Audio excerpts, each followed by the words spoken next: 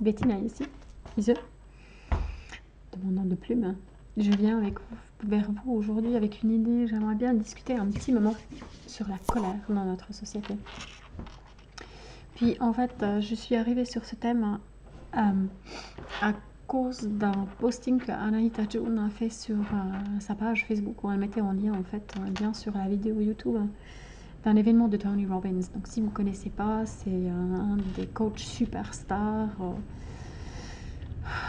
des États-Unis. Disons, il a un très très grand nom. On a même fait un film sur lui. Si vous avez envie, je vais pouvoir vous mettre le lien en dessous. Il s'appelle Tony Robbins, I'm Not Your Guru. Qui parle un petit peu de sa pratique, comment il fait. Et puis il a une manière très très particulière de mettre en scène ces événements qui coûtent très cher, qui réunissent souvent des milliers de personnes. Il y a toute une mise en scène, il est lui sur la grande scène, il y a l'utilisation de la musique se fait dans un certain sens. Enfin voilà. Donc il a aussi été relevé là ces derniers mois en ayant une attitude envers le mouvement MeToo. Donc en France, c'était Balance ton porc. Des femmes qui témoignaient pour la première fois de leurs abus, de leurs violences sexuelles qu'elles avaient subies ou tout au cours de leur vie sur les réseaux sociaux. Et Tony Robbins est connu pour ne pas trouver ça, comment il parlait ça, pas très efficace.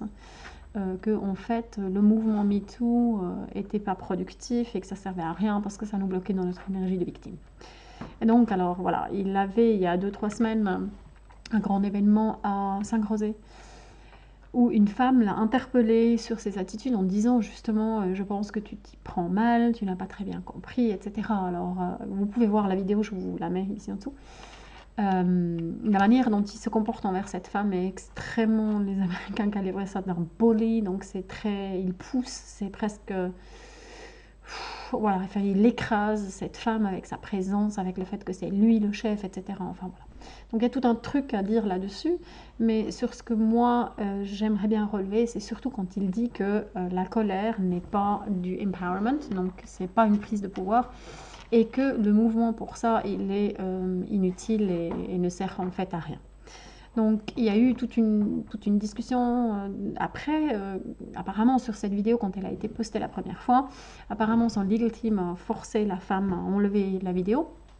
Elle a été évidemment, comme c'est des événements à milliers de personnes, elle a été remise et en espérant avoir une discussion là-dessus. Alors chez Anahita sur son premier posting, quand je l'ai relevé en fait, il y a eu toute une discussion où je me suis rendu compte que ma vision des choses était apparemment un peu extraordinaire et c'est pour ça que j'aimerais bien vous en témoigner et puis peut-être avoir un petit discours, une petite discussion là-dessus et aussi des prises de position.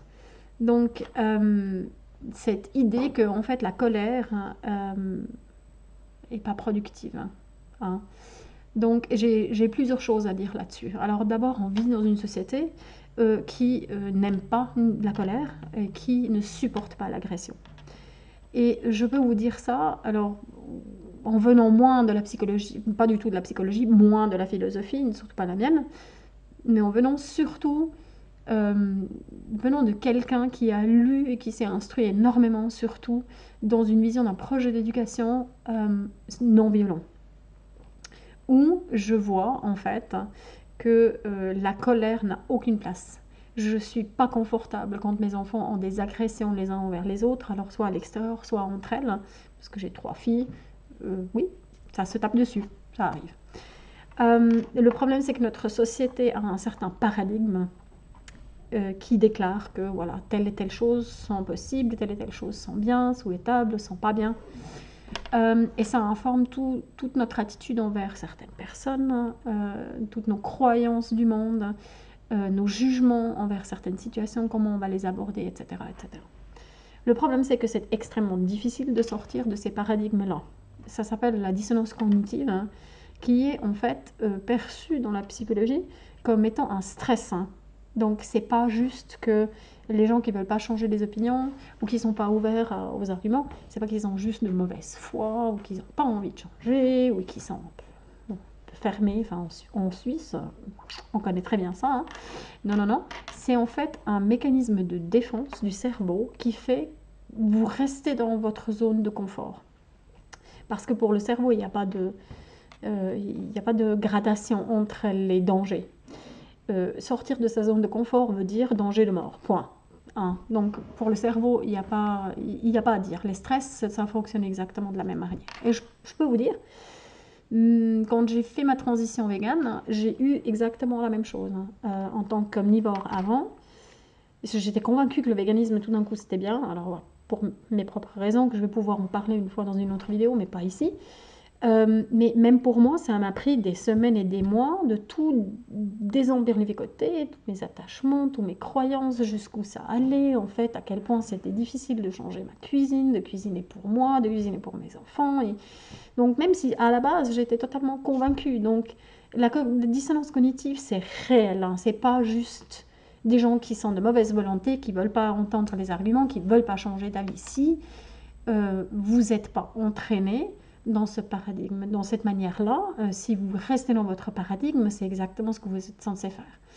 Maintenant, on fait que après 15 ans de carrière universitaire dans la philosophie, j'ai été entraînée à constamment sortir des trucs, à constamment contester, discuter, contextualiser mes croyances. Donc même pour moi, où je suis entraînée là-dedans, quand il s'agissait des choix de vie personnels, hein, c'est parfois pas si simple que ça.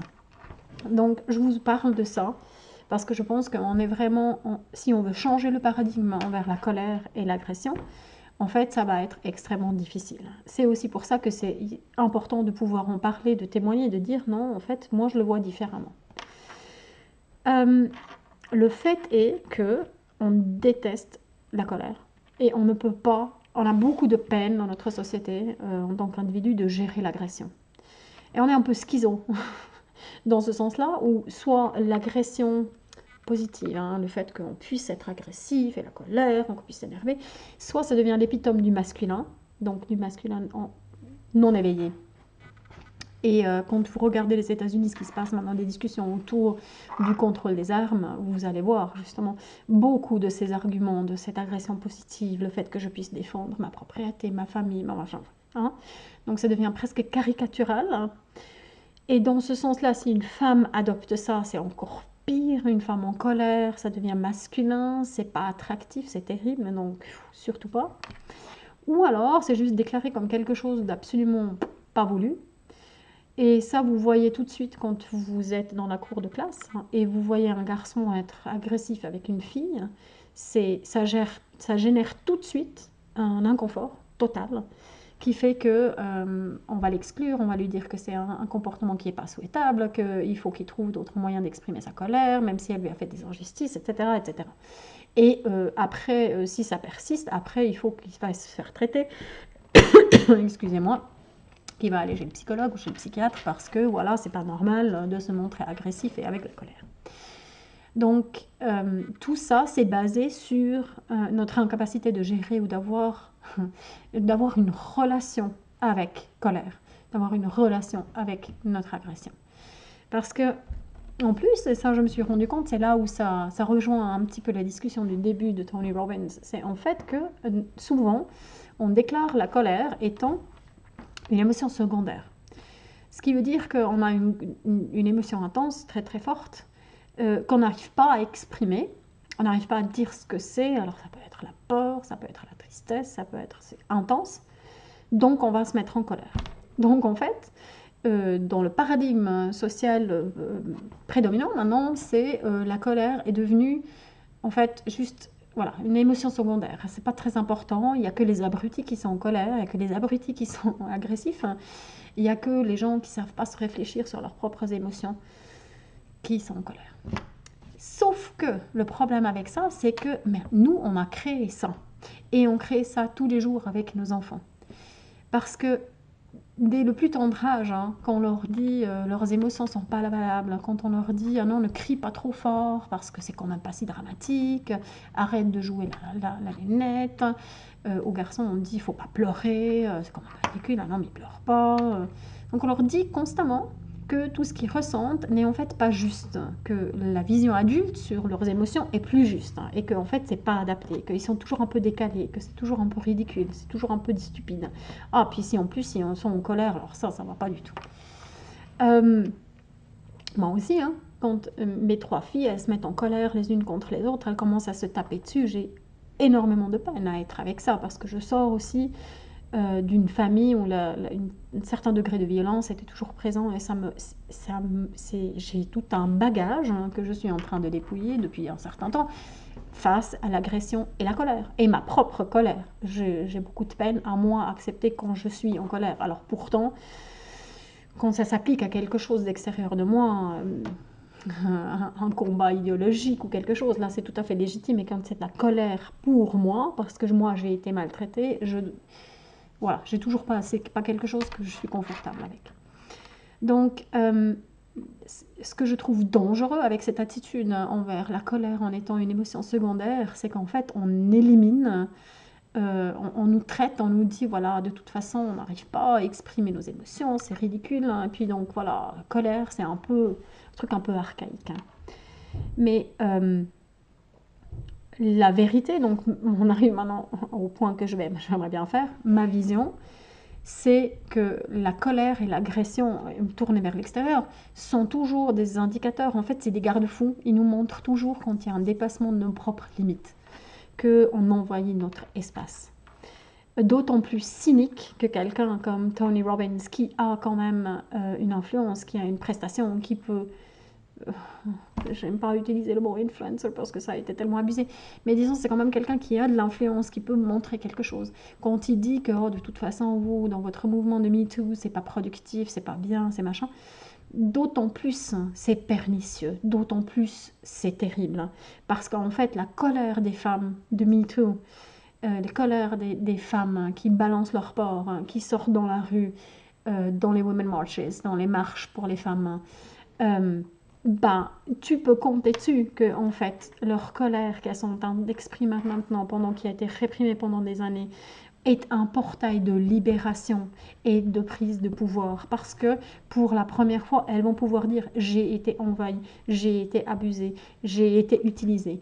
Et donc passons de Tony Robbins à nouveau, voilà, ça a la tendance à m'énerver un peu parce que je trouve qu'effectivement, comme Anaïta aussi l'a dit, il a raté un moment où en fait il pouvait écouter au lieu de partir dans une, et vous allez voir ça dans la vidéo, une expression de son ego un petit peu trop surdimensionnée. Donc, quand on dit à nos enfants que leurs émotions ça compte pas, c'est faux, c'est démesuré, c'est machin, après elles grandissent comme ça, ils grandissent comme ça, ils arrivent à l'âge de l'adolescence où ça devient un grand fuck you, plutôt ça. Et après, on pourrait pas rater cet épisode-là, on pourrait pas juste changer ça, parce qu'après, qu'est-ce que ça donne? Ça donne des hommes dans leurs blessures, ça donne des femmes dans leurs blessures, qui à 20, 30, 40 ans viennent chez nous, les coachs, pour dépouiller toutes les pièces où elles n'avaient pas le droit de s'exprimer, où elles n'avaient pas le droit de leur voix, où elles n'avaient pas l'espace. Et le premier truc sera toujours, on va essayer de les reconnecter avec leur vérité, on va essayer de les reconnecter avec ce qu'elles ressentent, et leur apprendre à se mettre à la première place en tant qu'autorité qui juge toujours en accord avec leur réalité et juste, tout simplement. Donc voilà, peut-être Tony Robbins, il a un point quand il dit que la colère n'est pas quelque chose de productif. Oui, la colère certainement n'est pas quelque chose qui produit en elle-même quelque chose. Elle ne construit pas des maisons, elle ne construit pas des monuments, elle ne va pas créer quelque chose dans un mouvement d'art, par exemple. Donc oui, voilà, sous le principle of charity, je reste philosophe à la base, je vais pouvoir dire oui, voilà.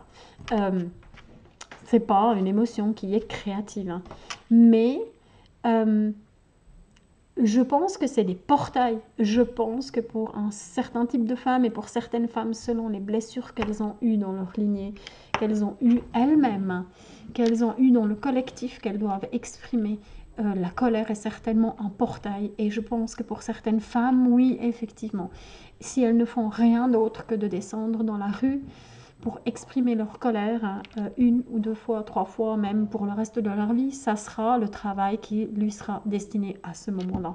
Et il n'incombe pas à nous, ni les coaches, ni les gens qui font un enseignement dans le développement personnel, ni celles qui ont une guidance, une transmission, et surtout pas les collègues, on a un jugement à apporter sur le chemin de qui que ce soit. Et en déclarant que voilà, un chemin est plus valable qu'un autre, un dépouillement, une manière de dépouiller, un truc, un machin est plus que ça que l'autre, ben on introduit à nouveau une gradation, un jugement. Et en fait, on sort jamais de cette tentative de l'ego qui va nous dire le programme que moi j'ai sorti, il est quand même plus valable parce qu'il nous amène à moins de colère. Enfin, vous voyez un petit peu le truc. Je pense que dans ma vision, ultimement, on peut utiliser la colère comme portail en regardant où elle s'accentue, en acceptant qu'elle nous montre où sont nos limites, où on n'arrive pas à être vu, où on a...